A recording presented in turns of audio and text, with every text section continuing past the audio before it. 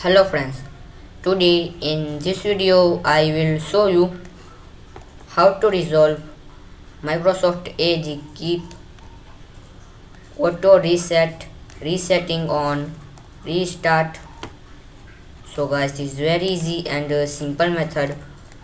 Firstly you need to click on start now, type Microsoft Edge, now open it. Now you see these three dots, click on it. Now click on settings. Now scroll down and click on system and disable this option.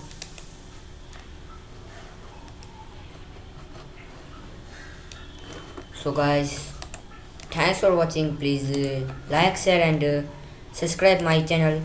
Please comment this video work for you or not.